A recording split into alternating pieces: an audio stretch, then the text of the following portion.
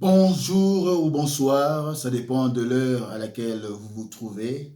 Nous nous retrouvons encore aujourd'hui, le 1er juillet de l'an 2020, dans notre programme de prière et d'exhortation, parce que le 7e mois, c'est le mois qui nous est encore accordé, et le chiffre 7, c'est les chiffres qui nous parlent sur la perfection, sur le repos. Voilà pourquoi ce mois, que ce soit pour vous un mois de repos, un mois de perfection. Nous voulons lire un passage biblique et ensuite nous allons prier et exhorter rapidement. Nous sommes dans le livre de Job, chapitre 14, à compter du 7e verset jusqu'au 9e verset, et puis nous sautons 14e verset. Je lis au nom du Seigneur. Un arbre a de l'espérance. Quand on le coupe, il repousse. Il produit encore des rejetons. Quand sa racine a vieilli dans la terre, quand son tronc meurt dans la poussière, il reverdit à l'approche de l'eau. Il pousse des branches comme une jeune plante. Verset 14. Si l'homme, une fois, pouvait revivre, j'aurais de l'espoir tout le temps de mes souffrances jusqu'à ce que mon état vienne à changer. Alléluia. Voilà pourquoi nous voulons prier ce soir ou ce matin, ça dépend à l'heure dans laquelle vous vous trouvez. Père Dieu Tout-Puissant, nous te recommandons ces précieux instants en tes bonnes et saintes mains. Parle à ton peuple au travers de ce message. Que ce message puisse rencontrer le point de leurs besoins. Partout où ils sont, Seigneur mon roi, celui qui a une difficulté quelconque, laisse que ce message soit un message d'encouragement et qu'il puisse solutionner le besoin qu'il a. Voilà pourquoi je ramène toute pensée captive à l'obéissance de Christ et je viens implanter la croix de Jésus en ce moment, là où ils sont dans leur domicile présentement, au travers de ces réseaux sociaux pendant qu'ils me suivent, dans le nom puissant de Jésus, donne-moi une langue exercée pour soutenir ton peuple au moyen de la parole. C'est dans le nom puissant de Jésus, Saint-Esprit, ensemble faisons ce travail. Ainsi nous avons prié et nous disons Amen. Oui, bien-aimés, on vient de lire un message, un passage puissant dans la vie de Job. Job était un homme qui était ballotté et qui passait des moments difficiles et durs. Voilà pourquoi, dans ce passage, Job ne voulait pas perdre l'espérance. Voilà pourquoi il dit qu'un arbre a de l'espérance. Il a comparé sa vie à un arbre pour dire que si un arbre qui a de l'espérance, combien à plus forte raison, lui qui a été créé à l'image et à la ressemblance de Dieu, peut manquer l'espérance. Voilà pourquoi il dit, quand on le coupe, il repousse, il produit encore des rejetons. C'est pour dire que Job avait en pensée que même s'il passait des temps difficiles et durs, qu'il continuerait à avoir de l'espérance.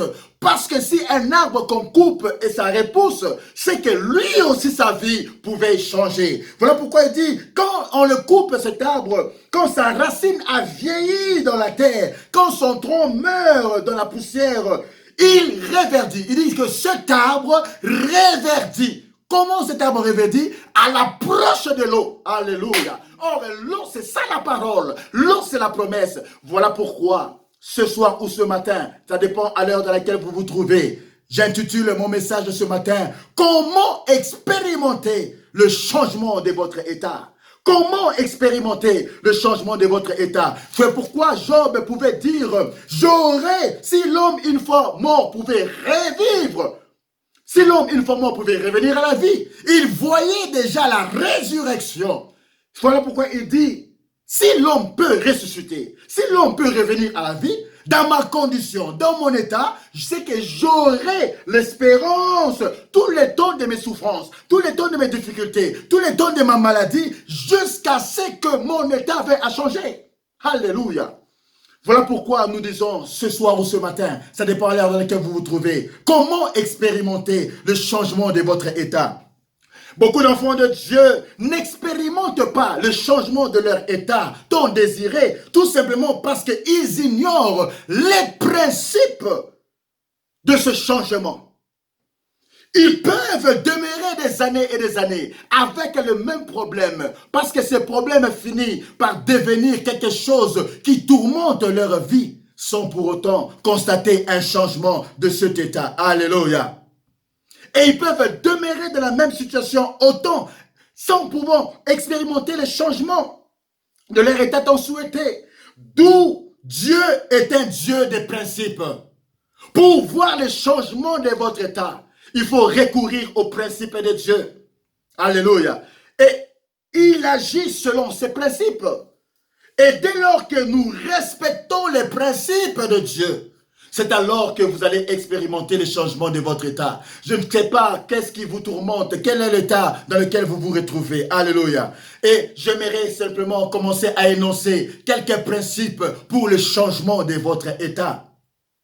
Le premier principe pour vivre le changement de votre état, nous l'avons vu dans Job 14, verset 7, quand Job parle de l'arbre qu'on a coupé, que cet arbre a la possibilité de pouvoir repousser des rejetons, pouvoir repousser des fleurs tout autour de lui, même quand sa racine a veillé en terre. Il dit une chose très capitale: à l'approche de l'eau, cet arbre qui a été coupé peut repousser.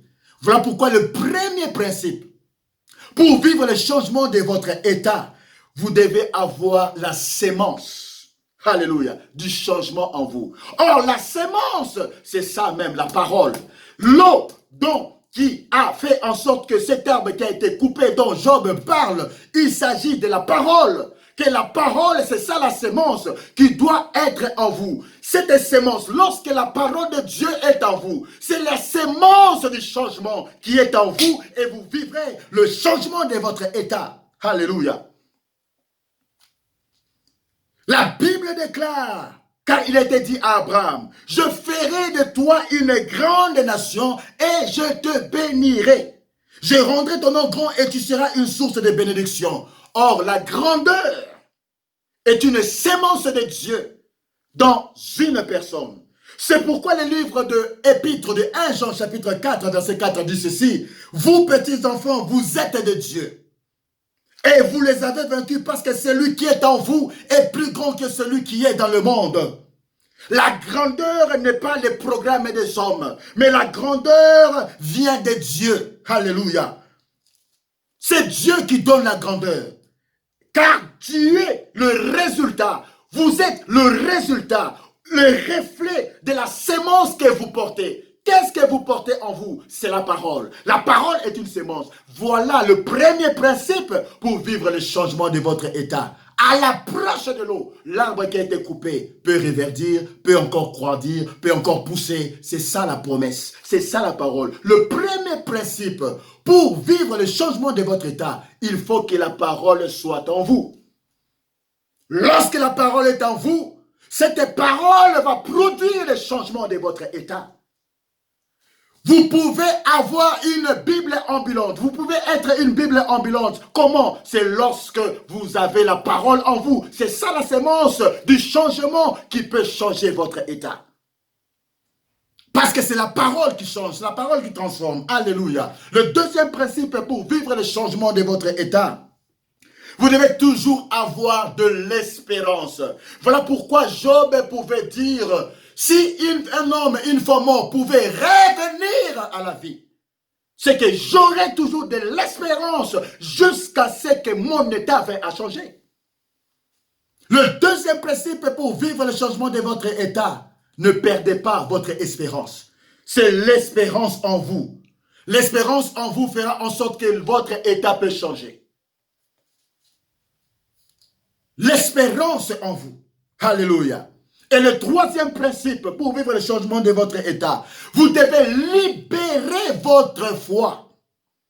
Moi, j'ai toujours dit que la foi, c'est la monnaie du ciel. Alléluia. Parce que on peut tout acheter, on peut tout avoir au moyen de la foi. La Bible déclare, venez à moi. Venez acheter sans argent. On va acheter sans argent. Mais avec quoi? C'est avec la foi. Alléluia. Parce que la Bible me dit, la plupart des gens qui ont été guéris dans le ministère terrestre de Jésus-Christ, ils ont été guéris à cause de la foi. Voilà pourquoi il les rappelait toujours. Ta foi t'a sauvé. C'est par ta foi que tu changeras. C'est par ta foi que tu seras guéri. C'est par ta foi que tu peux être guéri du Covid-19. C'est quand tu libères ta foi que le changement de ton état peut arriver. Alléluia. Voilà pourquoi la foi est la monnaie du ciel. Tu ne peux ne pas avoir l'argent matériel, physique, mais si tu as la foi et tu libères ta foi, le changement de ton état, même si tu es atteint du Covid-19, j'ai la certitude que la foi qui est libérée fait en sorte que ton état puisse changer. Selon ce que la Bible déclare dans Galates chapitre 3, 6, comme Abraham crut à Dieu et que cela lui fut imputé à justice, remarquez donc que ce sont ceux qui ont la foi qui sont fils d'Abraham. Vous êtes fils d'Abraham à cause de votre foi. Parce que la Bible déclare dans Galates chapitre 3 verset 29, et si vous êtes à Christ, vous êtes donc la postérité d'Abraham, héritier selon la promesse. Pour le changement de votre état, vous devez libérer votre foi. Et le quatrième principe, pour vivre le changement de votre état, vous devez faire tomber toutes les forteresses. Bien-aimé, on ne peut pas vivre le changement de son état alors qu'il y a certaines forteresses qui demeurent dans nos vies. Alléluia. Selon qu'il est écrit dans 2 Corinthiens chapitre 10, verset 4 à 5, car les armes avec lesquelles nous combattons ne sont pas charnelles, mais elles sont puissantes pour la vertu de Dieu, pour renverser des forteresses. Alléluia. Nous renversons les raisonnements et toute hauteur qui s'élève contre la connaissance de Dieu et nous amenons toutes les pensées captives à l'obéissance de Christ. Le quatrième principe pour vivre le changement de votre état, il s'agit d'une chose très importante. Faire tomber les forteresses qui peuvent se retrouver dans votre vie. Alléluia. Ainsi, pour expérimenter le changement de votre état, il vous faut premièrement découvrir, en dehors de ces trois principes que je viens d'élucider ou d'énoncer, le quatrième principe, c'est de renverser ou de détruire toutes les forteresses. C'est vos propres forteresses dont il s'agit. Et quelles sont vos forteresses? Parmi les forteresses, c'est tout point faible par lequel le diable peut vous balloter. Alléluia. En tant qu'enfant de Dieu, vous devez connaître vos points forts et vous devez connaître vos points faibles. Et sachez que là où vous êtes faible, c'est là où le diable va vous attaquer. Et ça, votre faiblesse peut constituer une forteresse. Et c'est là que le diable peut vous attaquer. Voilà pourquoi vous devez détruire ces forteresses. Alléluia. Pour vivre le changement de votre état. Voilà pourquoi parmi les forteresses que nous pouvons retrouver dans nos vies, qui peut être empêché le changement de notre état, la première forteresse, c'est tout point faible que l'ennemi utilise pour entrer dans votre vie est une forteresse. Tout point faible que l'ennemi peut utiliser pour entrer dans votre vie est une forteresse. Alléluia. Vous-même, vous connaissez vos points faibles. Et sachez qu'au travers de ces points faibles, ça peut constituer une forteresse par laquelle l'ennemi peut entrer. La deuxième chose que nous pouvons connaître comme forteresse, tout homme ou femme forte qui t'influence toujours dans le mal peut constituer une forteresse pour le changement, l'empêchement du changement de votre état. Il y a de ces gens qui sont mal encadrés. Il y a de ces gens qui sont influencés par d'autres. Voilà pourquoi leur état ne change pas. Parce qu'ils sont influencés par des hommes forts, des femmes fortes, qui peuvent être des sorciers, des sorcières, des gens qui ont toujours des pensées iniques, qui vous influencent vers le mal. Alléluia. Et ils peuvent vous influencer dans le mal, dans vos songes et dans votre vision.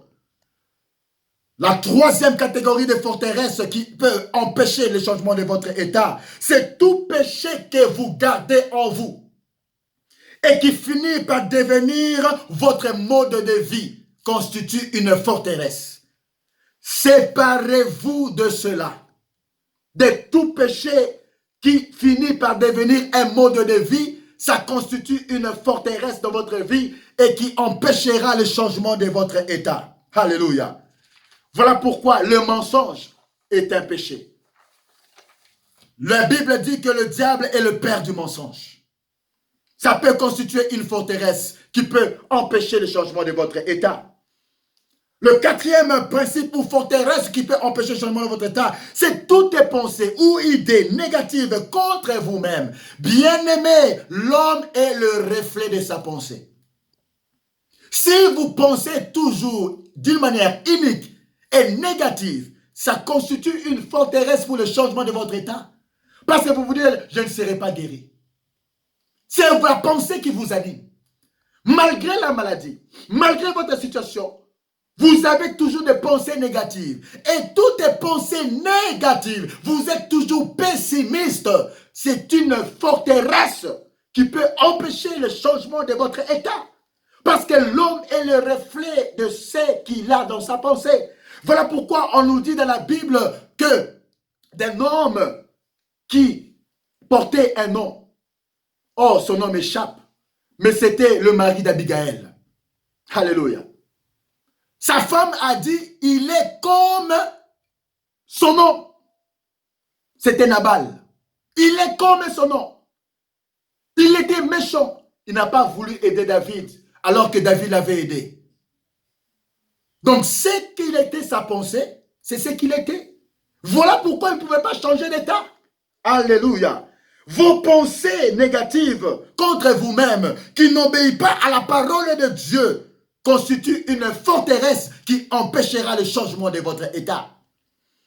La cinquième chose comme forteresse qui peut empêcher le changement de votre état, c'est tout domaine de votre vie qui favorise le diable et qui le met à l'aise, peut constituer une forteresse qui empêchera le changement de votre état.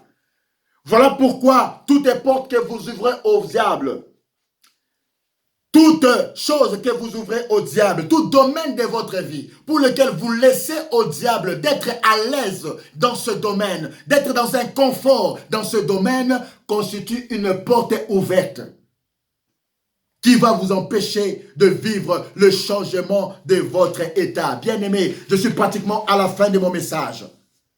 Le sixième point qui peut constituer un obstacle au changement de votre état et qui peut être une forteresse, c'est toute loi qui est au-dessus de vous. Que ce soit la loi sociale, que ce soit la loi naturelle, que ce soit la loi spirituelle négative, peuvent constituer une forteresse qui vous devez renverser. Les lois sociales sont détruites par un seul principe. C'est par l'offrande. C'est par le principe de donner. Bien-aimé, la Bible déclare, on arrosera à celui qui sera arrosé. On donnera à celui qui sait aussi donner. Le seul principe pour la bénédiction en matière sociale, c'est respecter ce que Dieu dit. Celui qui sème, il va récolter. Celui qui ne sème pas, il ne va pas récolter. Même un païen, quand il respecte ces principes, Dieu les bénit. C'est le donner. C'est ça qui va briser cette loi sociale de la pauvreté. Alléluia. Mais quand vous ne donnez pas, vous ne vous exercez pas à ce principe, vous ne bénissez pas les autres, n'attendez pas d'être aussi bénis. La loi sociale ne tombe que par le donner. Alléluia. Mais la loi spirituelle tombe par le jeûne et prière. Souvenez-vous de ce jeune garçon qui était lunatique, dont les apôtres ont prié les disciples de Jésus, mais ils n'ont pas pu chasser l'esprit qui le tourmentait. Et quand ils l'ont amené auprès de Jésus, Jésus leur a dit, race, jusqu'à quand serai-je avec vous? Gens de peu de foi. Il a dit, ce genre d'esprit ne sortent que par le jeûne et la prière. Alléluia. Il y a certaines lois spirituelles, ça ne peut que tomber par le jeûne et la prière. C'est pourquoi nous voulons prier. Je suis à la fin de mon message. Nous voulons prier ce soir ou ce matin. Ça dépend de l'heure dans laquelle vous vous trouvez. Nous allons remercier le Seigneur pour ce message de cet après-midi. Comment expérimenter le changement de votre état? Papa, nous te disons merci pour ce soir ou ce matin, dépend de l'heure dans laquelle se trouvent nos bien-aimés, présentement dans leur domicile, dans leur maison. Reçois la gloire, reçois la louange, la magnificence dans le nom puissant de Jésus. Amen. Bien-aimés, nous allons faire ce point de prière. Fais cela ensemble avec moi ce soir. Toutes les forteresses de manque d'amour, toutes les forteresses d'égoïsme, de haine, de cupidité et d'orgueil, de manque de partage en moi, je le détruis au nom puissant de Jésus-Christ.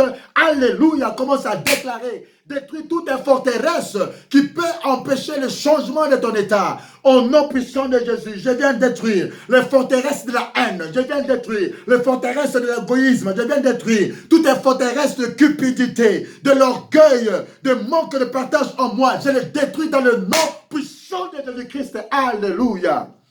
Notre deuxième point de prière, dit après moi, tout homme est fort, toute femme est forte, qui m'influence toujours dans le mal pour m'empêcher de faire le bien. Ce soir, que ce soit dans mon songe, dans mes songes, dans mes rêves, dans les visions, qu'il soit paralysé dans le nom puissant de Jésus-Christ.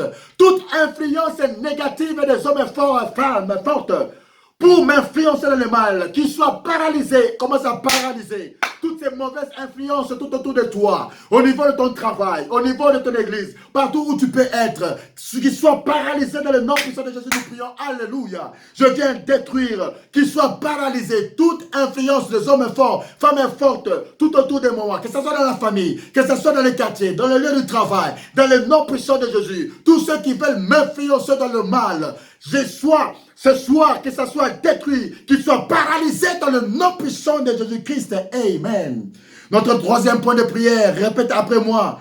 Tout péché des mensonges en moi, que je garde, soit détruit. Et je renonce à cela.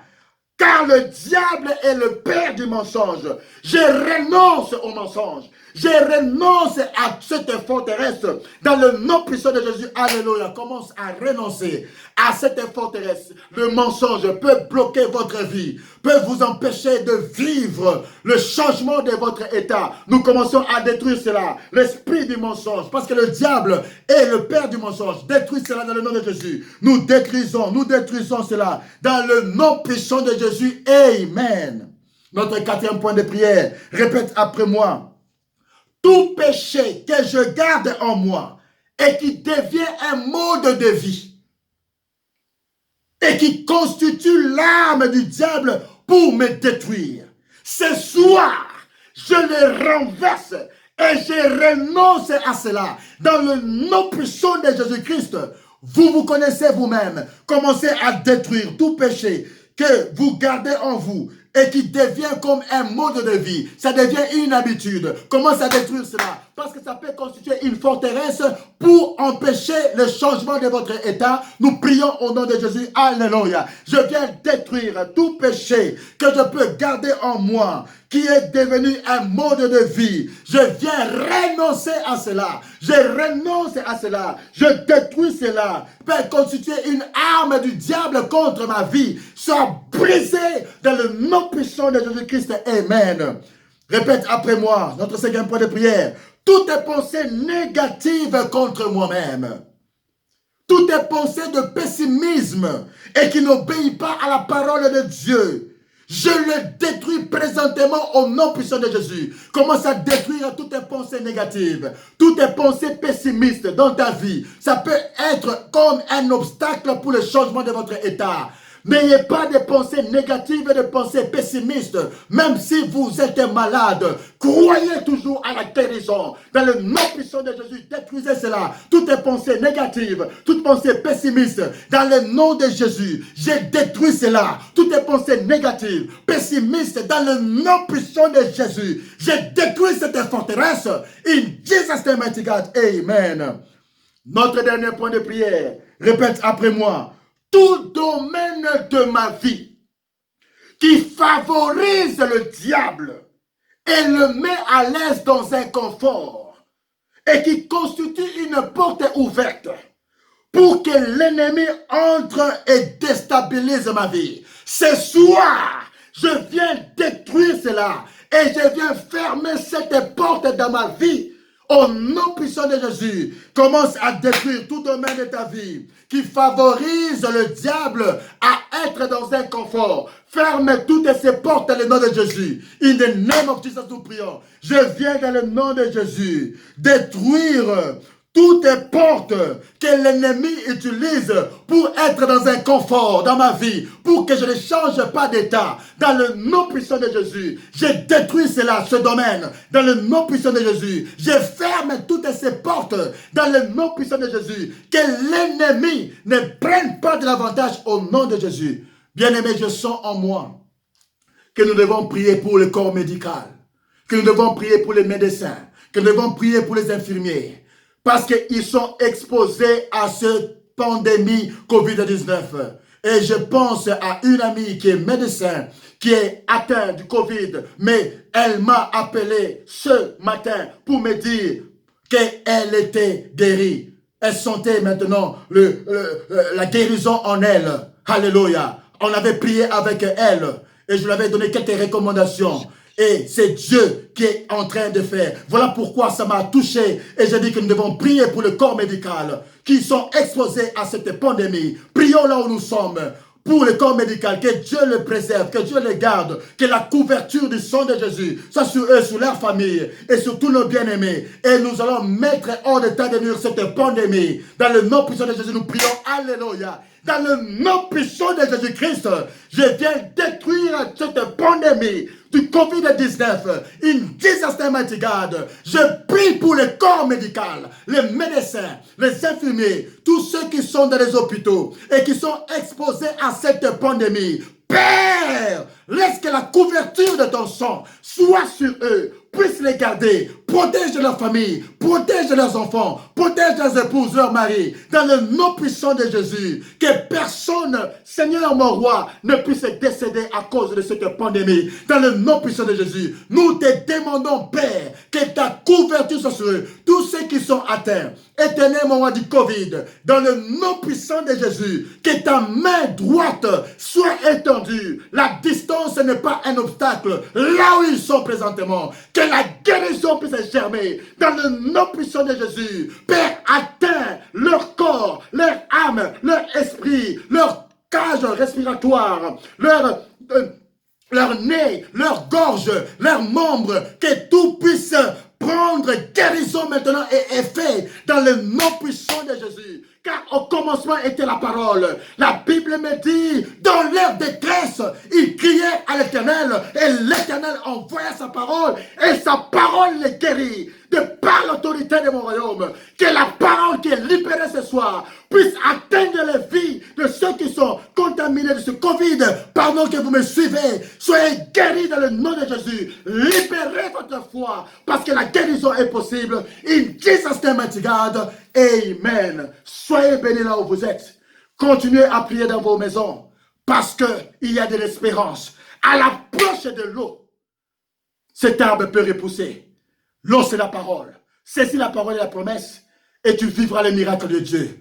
On se retrouve à la prochaine occasion. D'ici là, portez-vous bien et que Dieu vous bénisse. In the mighty God, in Jesus' name. Amen. Soyez bénis.